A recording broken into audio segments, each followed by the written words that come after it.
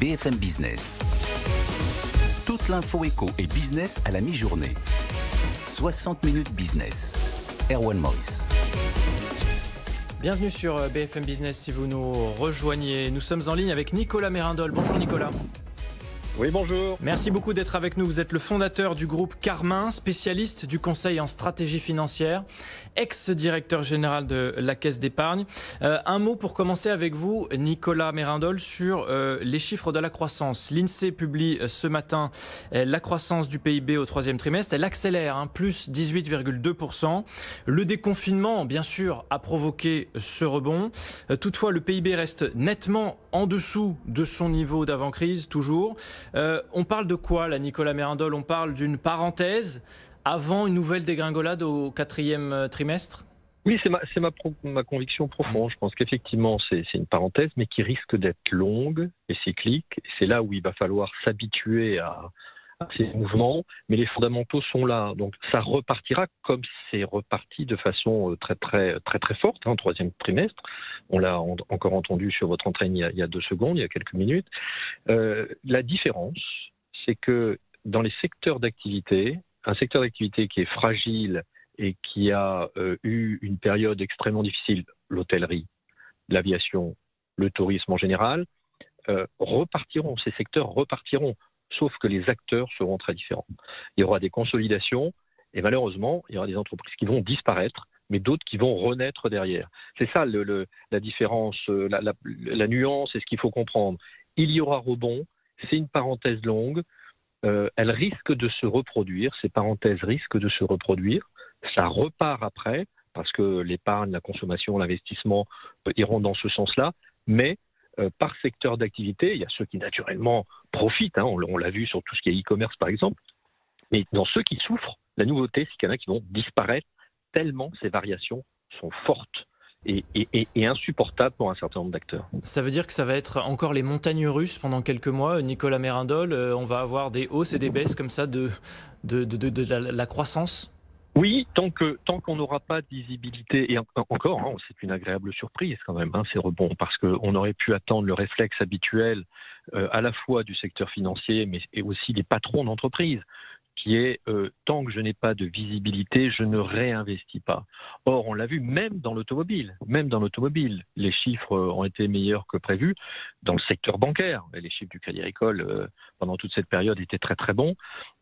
Donc, il y a normalement cette attente d'avoir une meilleure visibilité. Et tant qu'il n'y ait pas de vaccin, tant qu'il n'y ait pas vraiment de connaissances et de maîtrise, disons-le aujourd'hui, il y a une grande inconnue, même les experts ont beaucoup de mal à donner de la visibilité sur cette pandémie.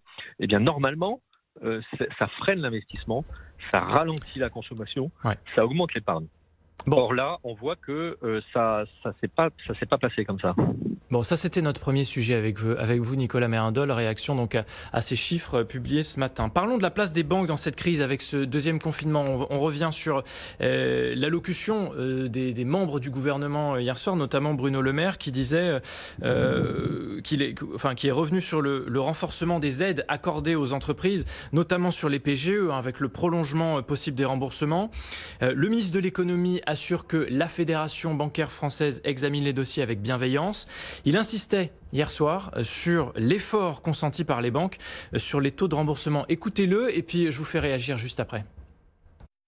L'amortissement de ce prêt garanti par l'État pourra être étalé entre 1 et 5 années supplémentaires. Des taux que j'ai négociés avec les fédérations bancaires françaises, compris entre 1 et 2,5% maximum, garantie de l'État comprise. Bon voilà, Bruno Le Maire, le ministre de l'économie et des finances, qui a négocié des taux avec les banques qui ne dépasseront pas, d'après ce qu'il dit, les 2,5%. Nicolas Mérindol, on peut dire que les banques sont complètement mobilisées sur ces dossiers-là et qu'elles sont en train de consentir de gros efforts? Oui, là il faut comprendre que la banque et le système sanguin de notre économie, que ce soit d'ailleurs l'économie des entreprises, petites ou grandes, ou même au niveau des particuliers. Donc c'est un acteur fondamental. Si j'osais l'analogie, je dirais que ils sont ce que le corps médical est à cette pandémie pour la partie économique. Donc vraiment c'est fondamental. Sur le PGE, je voudrais insister sur un point. Garantie par l'État ne veut pas dire octroyé par l'État. C'est un crédit qui est octroyé par la banque avec une garantie d'État. C'est très différent. C'est-à-dire que le risque, il est pris par la banque et le crédit rentre dans le bilan de la banque. Pourquoi j'insiste sur ce point? C'est que s'il y a un impayé, et c'est la réglementation qui l'impose, s'il y a un impayé sur le PGE, les particuliers, les entreprises pourraient dire il n'y a pas de problème puisque c'est garanti par l'État. Non, la réglementation fait que s'il y a un impayé sur un des crédits, quel qu'il soit, même s'il est garanti par l'État, c'est l'ensemble de l'encours de l'entreprise qui est touché, qui doit être provisionné et qui est mis en douteux. Et la réglementation impose immédiatement d'y allouer des fonds propres supplémentaires qui auraient pu être utilisés pour de nouveaux crédits. Ouais. Donc, la garantie de l'État ne veut pas dire que la banque est juste distributrice. C'est pour ça qu'elle a un rôle extrêmement important et que j'invite toutes les entreprises, les grandes internationales le font déjà, les grosses ETI le font déjà, se rapprocher de leur banque pour discuter avec le banquier de cette problématique d'échéance. Parce que, évidemment, faire un différé d'un an supplémentaire va donner de l'air et c'est une excellente mesure. Mais ça va augmenter le montant à rembourser, évidemment, les 4 années qui suivent. Donc, ça n'est pas, le différé ne veut pas dire disparition du montant à rembourser. Donc, il faut absolument discuter avec son banquier des modalités et de la façon la plus anticipée, ne pas attendre l'échéance. Plus tôt vous discuterez avec votre banquier, mieux ce sera.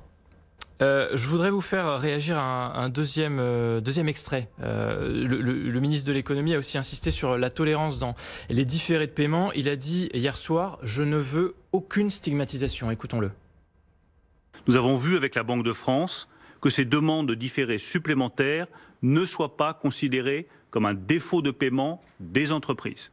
Normalement, c'est le cas. Ça ne sera pas le cas. Il n'y aura aucune stigmatisation d'une entreprise qui demande un délai d'1 an supplémentaire pour commencer le remboursement de son prêt garanti par l'État. Nous ne voulons pas que les entreprises soient gênées dans le rebond qui est nécessaire. Bon, en quelques secondes, Nicolas Mérindol, pour résumer, ce que demande le ministre de l'économie, c'est de la souplesse, une souplesse extrême.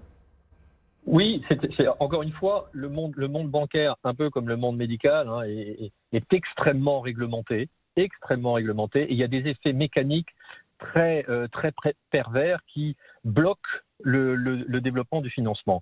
Donc, ce que cite là notre ministre de l'économie, c'est qu'effectivement, s'il y a un différé, même si l'entreprise est saine et qu'elle fait ce différé parce que ça l'arrange dans sa trésorerie pour faire un investissement, alors la réglementation impose un classement comptable qui lui-même engendre une consommation de fonds propres importante. Donc ce qui a été négocié, c'est le fait qu'il n'y ait pas ces effets collatéraux négatifs en aménageant un différé qui n'était pas prévu initialement.